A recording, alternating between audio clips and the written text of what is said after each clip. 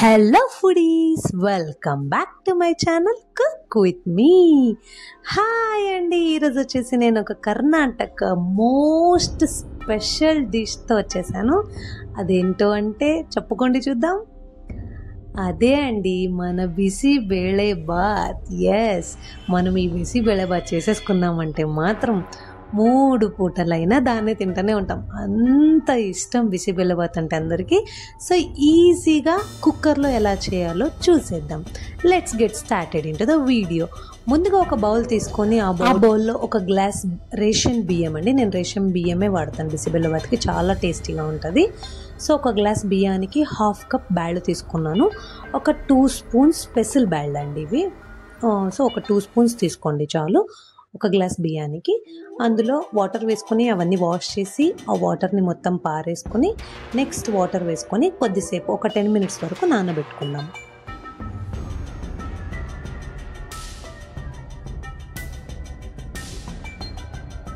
బియ్యం నానబెట్టేసుకున్న బౌల్ని పక్కన పెట్టేసుకొని ఇప్పుడు ఇంకొక బౌల్లో వాటర్ తీసుకోండి. ఒక చిన్న బౌల్లో వాటర్ తీసుకొని ఆ బౌల్లో మనకు ఒక 3 ఇంచెస్ ఆఫ్ చింతపండు అండి, చింతపండు నానబెట్టుకోవాలి. మీరు బియ్యం నానబెట్టుకునేటప్పుడే చింతపండు కూడా సైడ్లో నానబెట్టేసుకొని పక్కన పెట్టేసుకుందాం. తర్వాత స్టవ్ ఆన్ చేసుకొని కుక్కర్ పెట్టుకోండి, పెద్ద కుక్కర్ పెట్టుకోండి. కుక్కర్లో 2 చిట్టీలు ఆయిల్ పోసుకొని ఆయిల్ వేడెక్కేంత వరకు వెయిట్ చేసుకుందాం.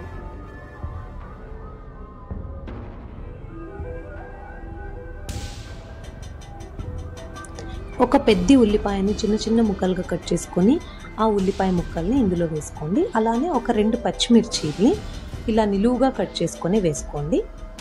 అందులోనే కొన్ని కరివేపాకు, వాటిని కూడా ఇందులోనే వేసుకొని కొంచెం అలా తిప్పుకోండి.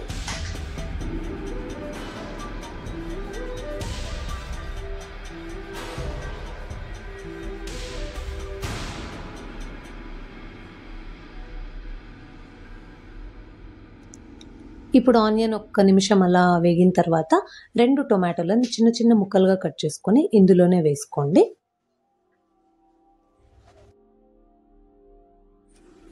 తర్వాత 2 క్యారెట్లని చిన్న చిన్నగా స్లైసెస్ని కట్ చేసుకొని ఆ 2 క్యారెట్ స్లైసెస్ని ఇందులోనే వేసుకోండి. అలానే ఒక పెద్దది పొటాటో అండి, ఆలుగడ్డని చిన్న చిన్న పీసెస్ కట్ చేసుకొని వేసుకోండి. అలానే 1/2 కప్పు బఠానీలు అండి, ఇవి వచ్చేసి డ్రై బఠానీలు, నేను ఉడికించుకున్నాను, మీరు పచ్చి బఠానీలు వేసుకున్నా ఓకే.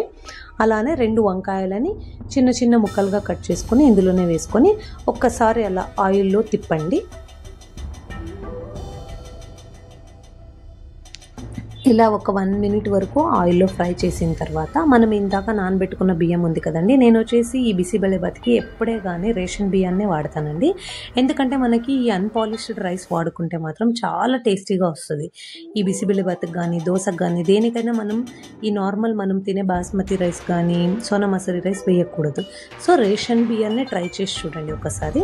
సో ఇందాక నానబెట్టుకున్న బియ్యాన్ని వాటర్ మొత్తం వడగట్టుకొని ఈ బియ్యాన్ని మొత్తం ఇందులో వేసుకోవాలి. బియ్యాన్ని వేసుకున్న తర్వాత 1 స్పూన్ కారం పొడి, రుచికి తగినంత ఉప్పు వేసుకోండి. ఇది వచ్చేసి మనకి క్వాంటిటీ తెలియదండి, సో అందుకని తర్వాత ఉప్పు వేసుకున్నా నడుస్తుంది. సో మీరు ఉప్పు వేసుకొని 1/2 స్పూన్ పసుపు యాడ్ చేసుకొని దీన్ని మొత్తం బాగా కలుపుకున్న తర్వాత ఇప్పుడు నేను ఒక గ్లాస్ బియ్యానికండి 5 గ్లాసెస్ ఆఫ్ వాటర్ యాడ్ చేసుకుంటున్నాను. మీకు తర్వాత ఇన్ కేస్ తక్కువ అయింది గట్టిగా అయింది అనిపిస్తే మీరు ఇంకా 1 గ్లాస్ వాటర్ అయినా యాడ్ చేసుకోవచ్చు. సో ఫస్ట్ నేను వచ్చేసి 5 గ్లాసెస్ ఆఫ్ వాటర్ యాడ్ చేస్తాను. ఒక గ్లాస్ బియ్యానికి 5 గ్లాస్ వాటర్ యాడ్ చేసుకున్నాను.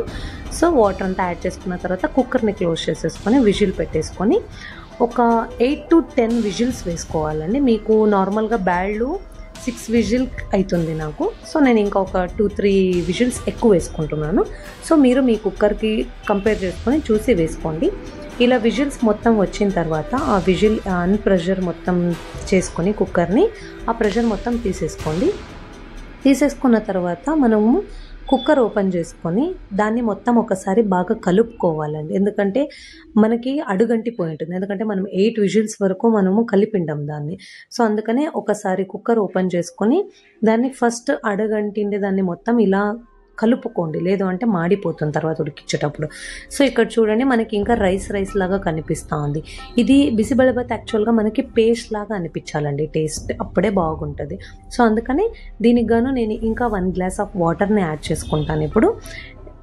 ఇప్పుడు ఇలానే వాటర్ యాడ్ చేసుకున్న తర్వాత ఇంకొక 5 మినిట్స్ వరకు ఉడకనివ్వాలి, ఎందుకంటే ఇంకా బియ్యం కనిపిస్తుంది కాబట్టి. మీరు ఇంకా 1 గ్లాస్ వాటర్ యాడ్ చేసుకొని మూత పెట్టకుండా ఒక 5 మినిట్స్ వరకు ఉడికించుకోవాలి.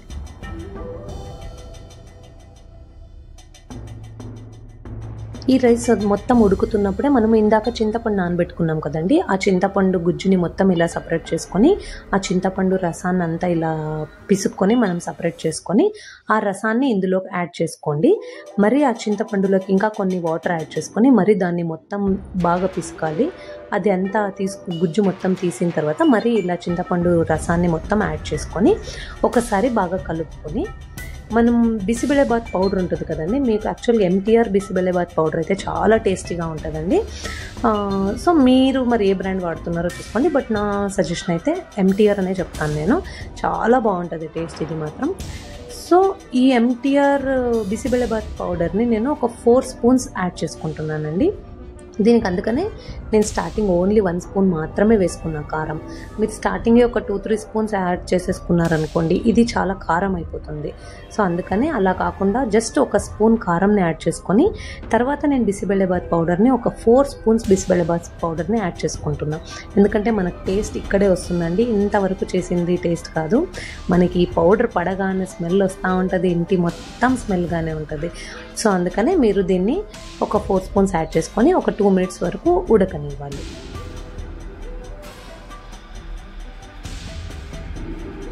ఇప్పుడు వాటర్ యాడ్ చేసుకున్నా కాబట్టి నాకు కొంచెం ఇంకా సాల్ట్ తక్కువ అనిపిస్తూ ఉందండి. సో అందుకని నేను ఇంకొంచెం సాల్ట్ యాడ్ చేసుకుంటున్నాను.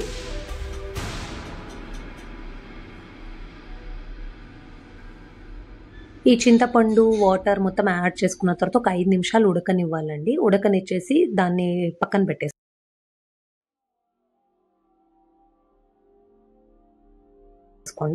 తర్వాత స్టవ్ పైన మనం పోపు ఇవ్వడానికి పోపు గిన్నె పెట్టుకొని ఒక హాఫ్ చిట్టి ఆయిల్ యాడ్ చేసుకోండి.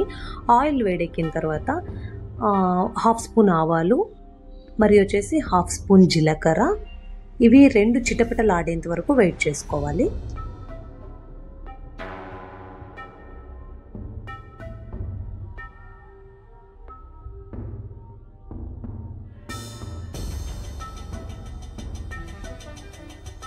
ఆవాలు జీలకర్ర చిటపటలాడిన తర్వాత ఎండుమిరపకాయ, కరివేపాకు చిన్న ముక్కలుగా చేసుకొని ఇందులోనే వేసుకొని స్టవ్ ఆఫ్ చేసేసుకోండి. ఇప్పుడు దీన్ని మనం సర్వ్ చేసుకున్న బౌల్లోకి యాడ్ చేసేసుకుంటే అయిపోయిందండి, రెడీ. మనకు బిసిబెళబాత్ కర్ణాటక స్టైల్లో వీటిని మనం కారాలతో యాడ్ చేసుకొని తిన్నామంటే మాత్రం చాలా టేస్టీగా ఉంటుంది. దీనిపైన కారాలని మాత్రం స్కిప్ చేయకుండా తినండి.